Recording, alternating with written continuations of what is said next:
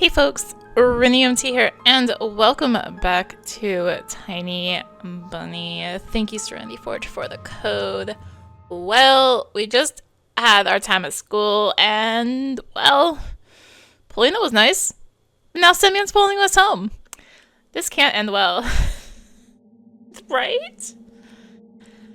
Anyway, from the darkness behind the pines, just like cavemen from their cave, appeared smirking Semyon with a bunch of his cronies. And who do we have here? Check out the four eyes freak, eh? It surrounded me like a carnivorous pride, making me step back. The smell of sweat and tobacco attacked my nostrils. The inside of my mouth felt salty, as if I'd licked a battery. Look at this sucker, guys. He tripped so hard at school that he broke the floor. Who will repair it now? Will you pay for it, wimp? Don't you worry, we'll teach you how to walk right. Is it? My button to clear. Hold up, I need to adjust controller settings. Oh, come on.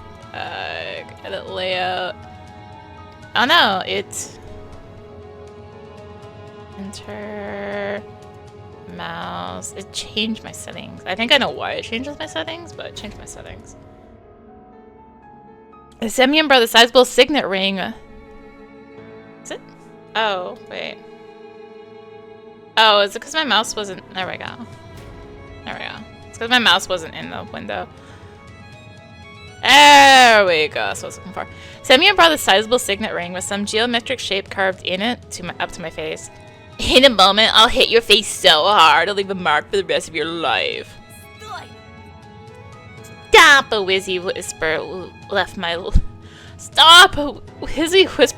lips, and my head tilted forward, hitting Semyon's fist. Red sparks flew from my eyes. You're going to gang up on me and beat me up. Yasha, give me a hand. Semyon gave me a rough push toward the bastard with his slanting eyes, and he tripped me. Ow. I felt the sharp crust of ice in the fatso stub of my hand, preventing me from getting up. Painful groan escaped my throat. Did you hear him whimper?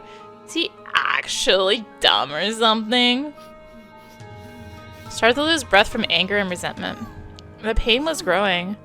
My ear was hot and pulsating pain was shooting through it, like it was cut off and a ball of nettle was sewn in its place. Why so silent, Antoshka? Come on, tell us. What are you? At this moment, I felt pure, unbridled rage, the amalgamation of my anger. Like the sprout's ink, it rose up from the depths of my mind, filling all my thoughts. Morons! Did you know that my dad is also one? Semyon burst out laughing. This became the last straw. Fear and anger were grappling inside me like mad dogs. He knows Aikido, got it? And he's a vet. He'll kill the likes of you with his eyes closed. One move from me and he'll... One in the tracksuit raised his hand, stopping the torrent of lies, and made a couple of steps forward. Semyon slowly backed off, giving me an opportunity to stand up. It was a surprise for me. It seems like Baburin wasn't the leader of their gang. In reality, they were all listening to the boy who was looking like a small carnivore with very strong and sharp teeth. Hands were swaying back and forth like solemn guardians. Did he believe me? The North fake? Oh my gosh. Or was he confused by my face twisted with rage? A vet, you say? My dad also fought in the war. An Afghan. And yours? Mine too. Oh really? What force did he serve in? Stumbled. Fear chomped at my rage's throat and made it bleed. He's full of shit, Romka. Sure as heck, eh? Did you think I'm so easy to trick? And see all through all your lies, dummy. There's a nasty smile on his face now. This didn't bode well for me. Well, you've asked for this. You're screwed. That's right. Pray they find your dead body come spring, eh? If only you stayed silent, wouldn't have lost a hair. But screwing around with stuff like Afghan, where my dad spent time under fire on international duty, in Dashet Marga? Oh, give him a good pounding, Sioma. The delinquents closed in on me again, and I ended up a friend of Semyon. Blood was pumping in my temples. Branches were swaying back and forth as if whispering something, giving me hope. I gritted my teeth, fighting the thought that I looked silly, and took a boxing stance I often saw in the movies. What are you, Mike Tyson? This was my first ever fight. I'll remember it for the rest of my life, if I don't kick the bucket, of course. At the edge of my vision, I noticed the darkness writhe again, as if someone was walking back and forth there. I sensed Roma's claws grab my backpack. Give me your stuff, Antoshka. It'll get in the way. I was about to refuse, unwilling to cooperate with the jerk, but then he fished a butterfly knife out of his pocket with one smooth motion, spun it as if showing off, and put the blade in my neck. Hey, easy, buddy. But did he say in or to? To my neck. Okay. I'm like, hold up. Hey, easy, buddy. I can make it painful. Let it cloud of steam instead of words. Romka pulled with all his might, and my backpack ended up in his hands. Calm and relaxed. Insidious smile on his face. He looked into my backpack. Are you hiding something from us? Some rat stole my school shoes. Let's see if it was. And what's this? Romka gave me a dubious smile.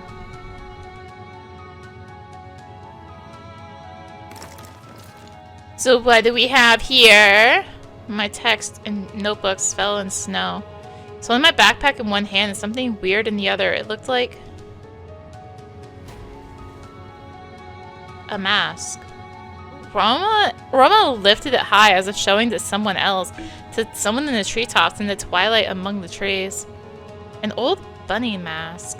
Long worn out, ears barely visible, nose and whiskers and mangy fur on the sides.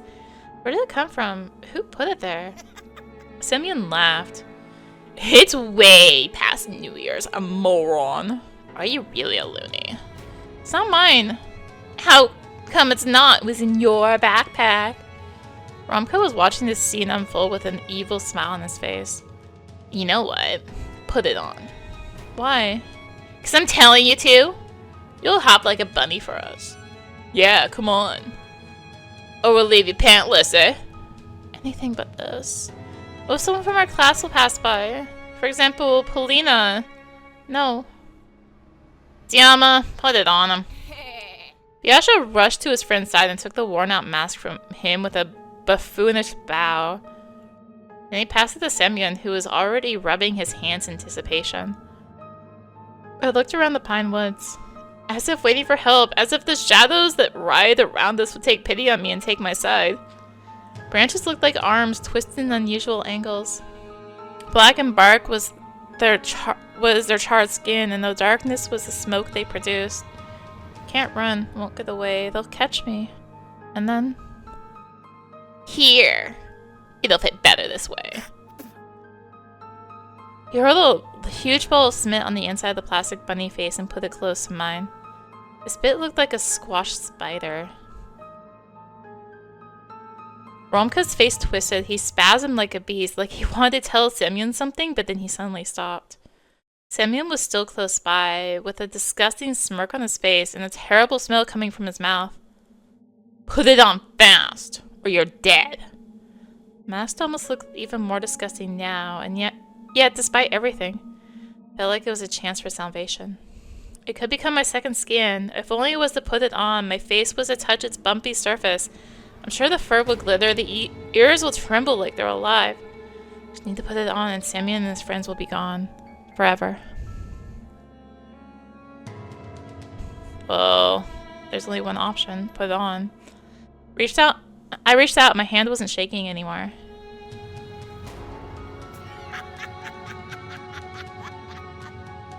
Semyon handed me the mask and let out an evil laugh. The fur felt warm to the touch, just like I expected. Got goosebumps. Electricity flowed through my spine. This is it. My salvation.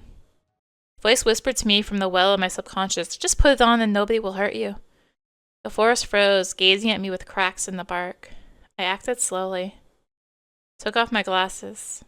Got rid of the nasty spit on the paper mache. There was movement inside of the bunny face, as if something was trying to break out, and I needed to help it. Lifted up the mask and started moving it towards my flaming cheeks. Just like in that movie with Jim Carrey, this mask had power. This mask had strength. Carton touched my skin. I would be breaking out so bad. There was an assignment in school once where we had to do paper mache stuff, and I broke out so badly from it. I don't even know what it was. Probably the newsprint, I'm guessing, on the paper. But heck, yeah, I like total rash. Had to go home. It was awful. Carton touched my skin. It enveloped my skull, and my nose took the shape of my face. It smelled like an animal lair in pine. My lips touched some sort of hard, wavy material. My armor. Strangely enough, through the slits of the old carnival mask, I was able to see as good as through my glasses. A trio of boys frozen in the clearing. Snowflakes frozen in the air. The trees whose shadows formed black streams toward me, and a weird silhouette in the early twilight behind the windfall. In all that silence, Semyon nervously whispered, "Hey guys, what's up with him?" I broadened my shoulders.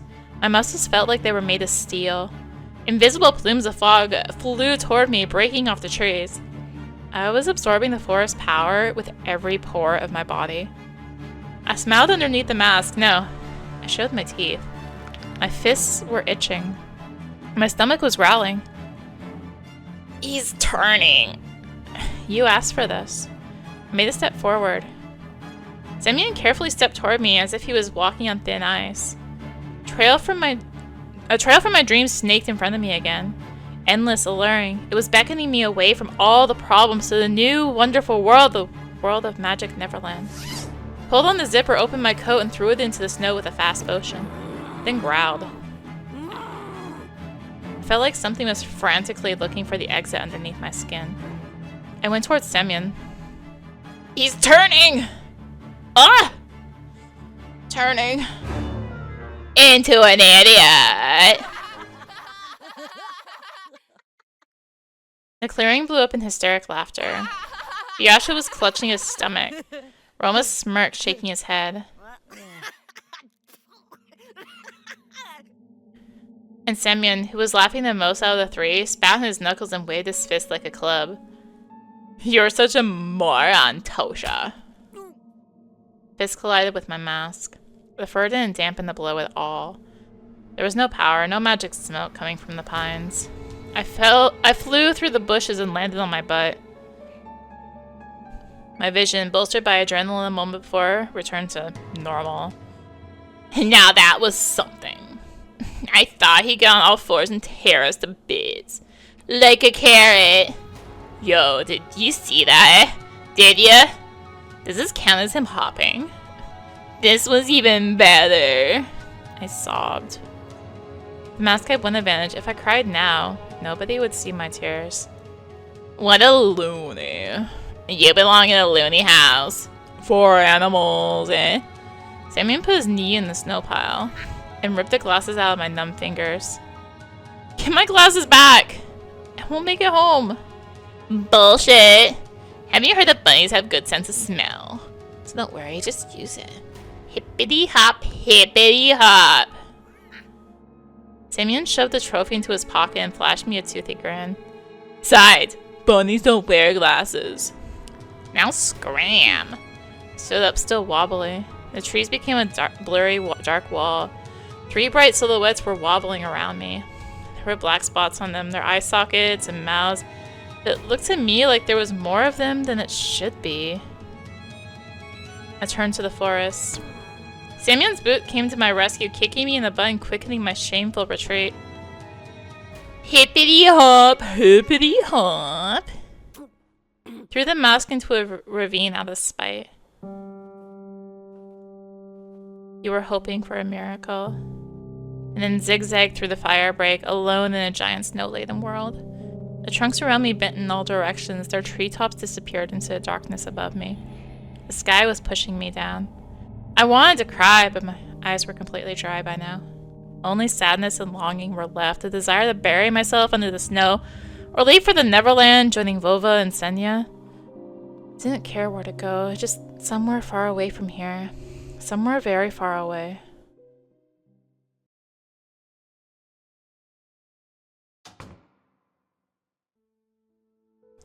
Hey, what's this? Where are your glasses, Anton? Did you lose them?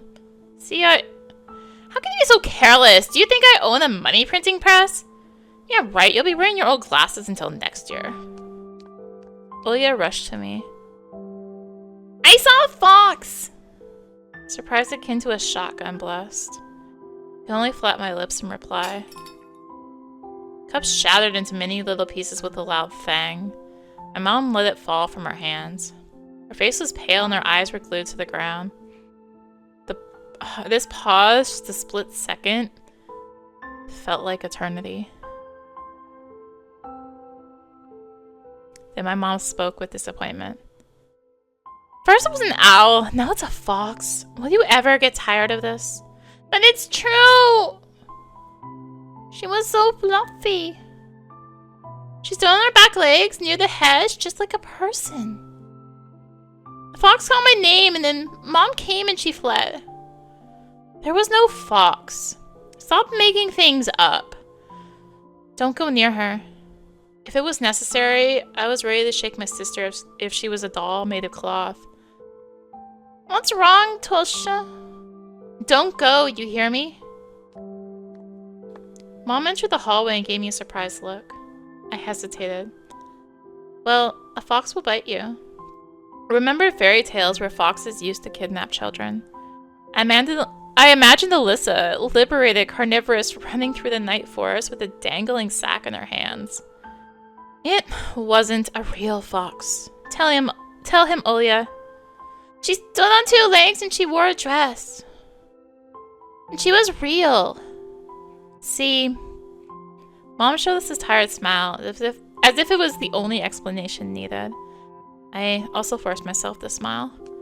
My smile was like a thin piece of soap right before it dissolves completely on your palm. But when I was left alone with my sister, I whispered, "If you see her again, run."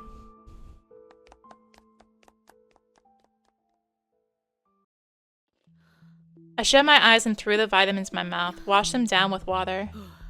Please stop driving me mad, please! I was doing my homework on a Friday evening, like usual. I had already finished the hard part. There was only my art homework left, my favorite subject. Draw. I needed to draw some sort of magical beast. I wanted to draw a dino at first, but my brush reached towards the orange paint all by itself.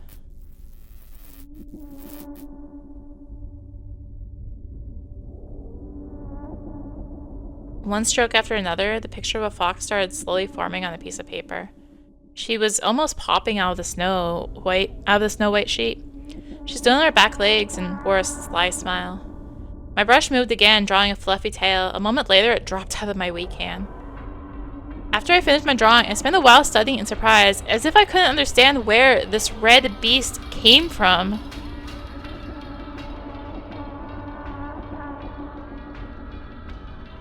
The longer I looked, the scarier her smile felt. Carnivorous, fake, like the smiles of women form from adult magazines that were sold in press kiosks back in the city. And the luring smile that masked deep-seated malice. And the fox's eyes turned out red as a bloodshot. They looked more like bullet holes you see in action movies. Don't remember drawing them this way. I moved away from the table and the lamp's light reflected from the wet paint. The drawing was glossy. It felt like the fox was watching me. Waiting. Anton! Oh god, I would cry. Are you deaf? I was just thinking. I'll ask you again, have you seen your sister? She's hiding somewhere again. Something moved under my bed and I froze. Ulya's dirty face peeked out with a finger pressed to her lips. Shh. Ulya, I can see you. Get out of there, you're covered in dust. Ulya crawled from under the bed and started dusting off her stockings, looking down. Let's go. Read you a fairy tale. Keep you company until you fall asleep. I want to sleep with you, not in that room. It's... Mom entered the room. What, the owl again? What do you think? Olya won't come anymore. Chased it away. Olya shook her head in defiance. You didn't! And it will come. It said that it'll come every night. Oh, it talks now? Olya ignored the question and asked with newfound determination. Can I sleep with you? Please? This will be the last time. Didn't you say that yesterday was the last time? Olya, you're a big girl now. Why don't you let her sleep in my room? That was a great idea, but Olya shook her head again. No, I don't want your room. It watches you too. I felt goosebumps all over my body. Enough! There's no owl! You're sleeping in your own room tonight, got it? Mom, please! Please! Mom took Olya's hand and tried to lead her out of my room. Let's go, sweetie. Don't bother your brother. Olya clutched at the bed's head with her free hand. Please, please, please! I don't want to go to it. Mom was tugging Olya towards herself, but she didn't budge. Only the bed's head squeaked in agony. Dad intervened by picking Olya up and carrying her out of the room, despite her desperate protests and pleas. No! Don't take me to it! It's gonna watch me again. I've listened to them struggling to make my little sister go to bed for a while. In the end, my parents gave up and let Olya sleep with them. But it was surely the last time. Ever. When everybody settled down, I was lying in my room thinking about Olya's words. It's watching you two. I felt uncomfortable. Barely managed to calm down only after closing the curtains of my room shut. But as soon as I closed my eyes, memories of the day started jumping around in front of me.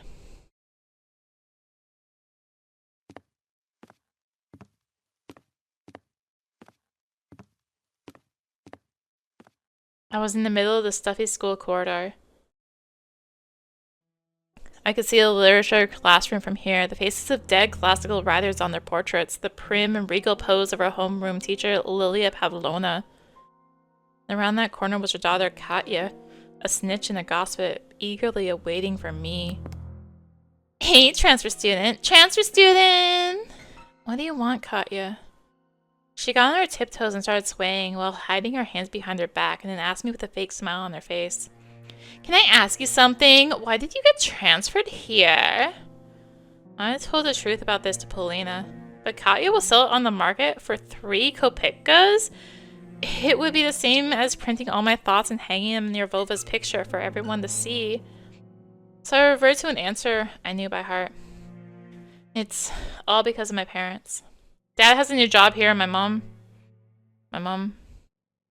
But Katya didn't even listen to me. She just rushed towards the perked up ears of her friends, whispered something while stealing glances at me and giggling. Yeah, right. He takes us all for fools. I've heard it's all because of his father. He crossed the road with some big shot, and now their family is hiding in our remote little village. It's not true. You're lying. And did you hear how Buran beat him up? And all he could do was look all pathetic and take it. Shut up. Stop it. You don't know he wasn't alone. And if that wasn't enough, there are rumors that this weirdo carries a bunny mask with him wherever he goes. Who in the right mind would do something like that, huh, girls? I see. Our Antoshka must be truly special. Maybe he's an artist, but what if he's a serial killer? I'm sure you'll be able to find an axe in his backpack if you look hard enough, or something even worse. Yes. Shut up. Look at him scream, as if something bit him. His pupils, look at how wide they are. Hope he won't go insane and resort to violence again. I mean, there must be a reason his mom always feeds him those pills, right? I just stood there in confusion, trying in vain to understand how she found out about my medicine. And what scared me even more was the possibility that her nonsense had some truth mixed in. Yes, that's right. He's as insane as his little sister. Can you imagine she says a human-sized owl visits her every night? Yes, yes, yes, but not a single healthy person has seen it. And the simpleton believes her. Can you imagine that? And then I caught a single kind look from the smirking crowd. Who can it be, Anton? Are you really? Are you unwell? Helena, please listen to me. Yeah, right. Don't listen to this liar, Polinochka.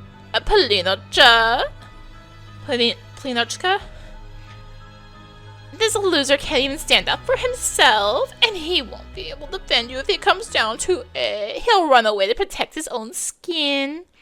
Weakling. Lena slouched as if someone kicked her in the stomach and then burst out in tears and fell to the dirty floor, wailing and screaming. No, no! Why, Anton? Why? Couldn't understand her reaction, but I still rushed to pulling aside before getting shoved violently by Katya. Get your paws off her, you monster! Rage was building up under the veil of my fear. It slowly rose from the cloudy mist. I felt my upper lip creep up, showing my teeth. The fact that your father beats your mother doesn't give you the right to do the same to girls. My fists became hammers. I couldn't unclench them. Nobody can speak about my family like that. Came to my senses was already lunged. I already lunged at the angry Katya. He went nuts. Help, Pedro went completely insane.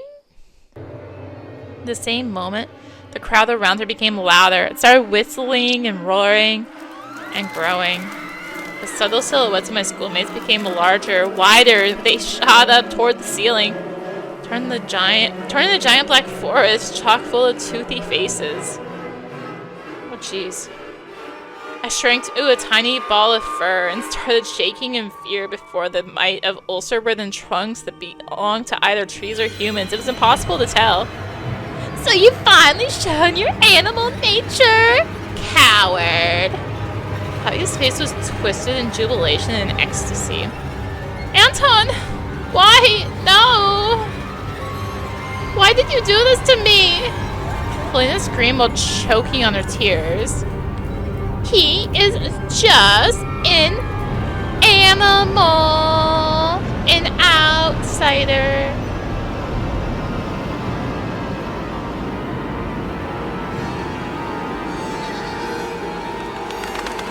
A scary flapping of wings came from the forest. A pair of giant white ears descended somewhere from above, and I dug myself into them.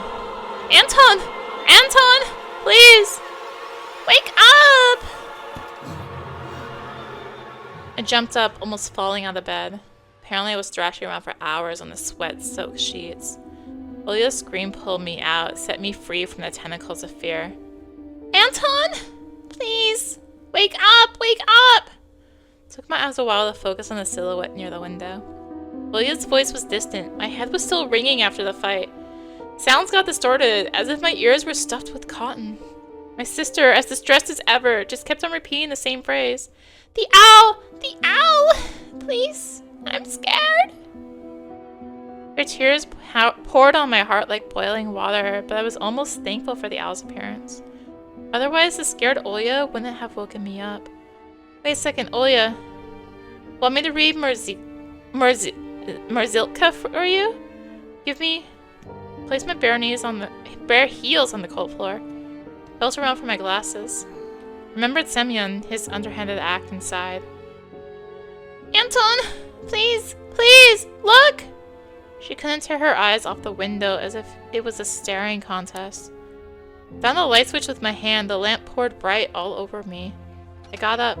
My vision fooled me, moving the window closer only to push it further the next moment. My sister was just a blurry spot. I took a hesitant step forward. Olia, what's there? What happened? Do you want me to open the curtains? No, please don't! The owl is there! Voice was coming from behind. I turned around and froze from terror.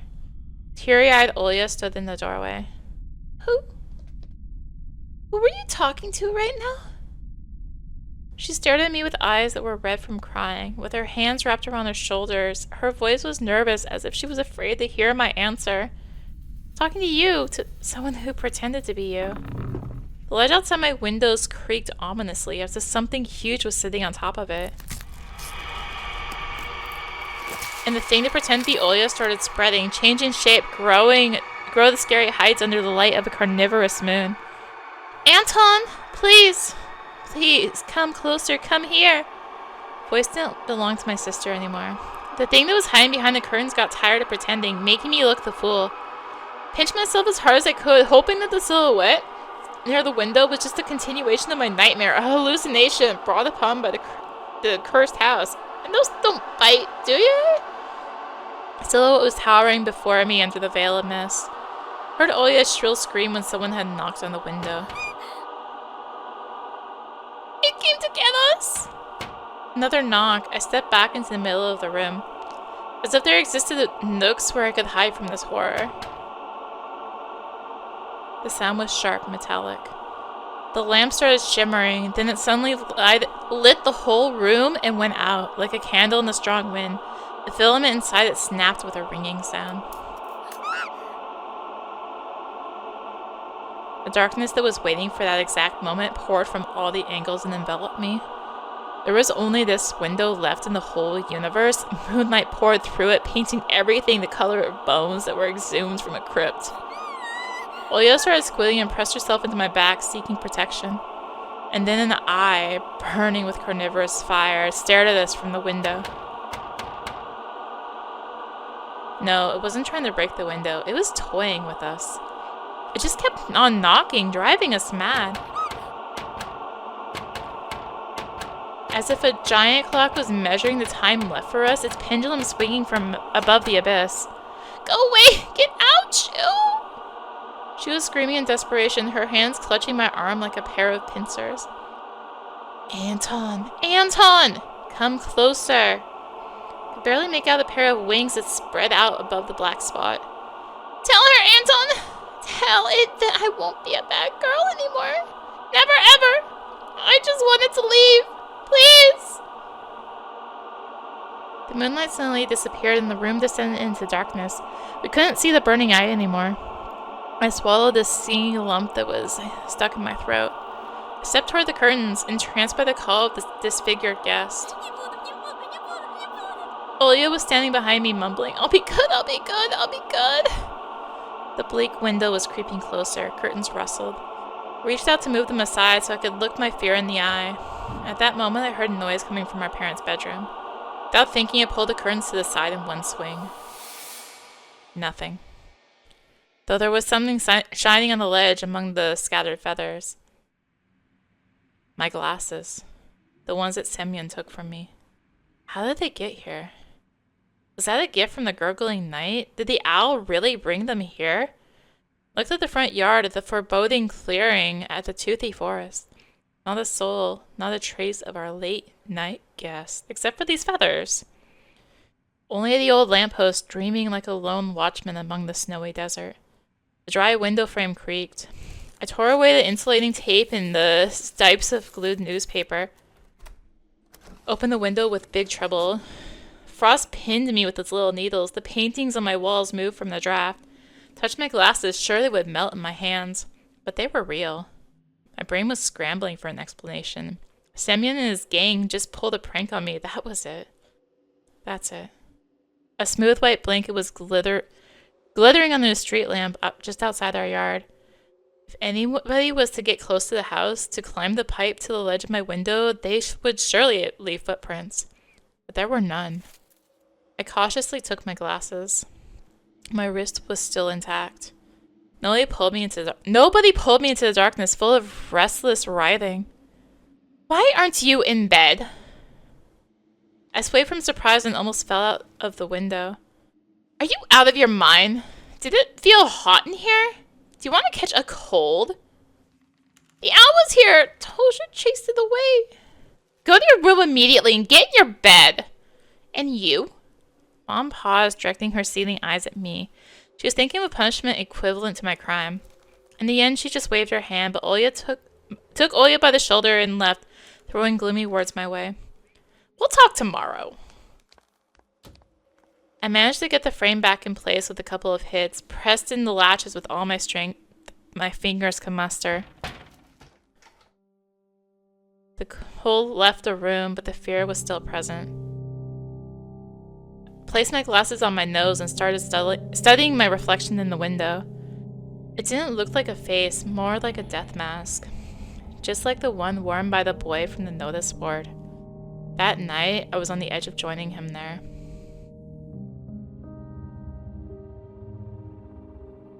A black and white face was staring at me through the clearing between the student heads. And it wasn't Vova. His face was right beside it. I recognized the fat cheeks, the damaged skin. Semyon. Baburin's photo was printed out and placed under the glass like an exhibition piece.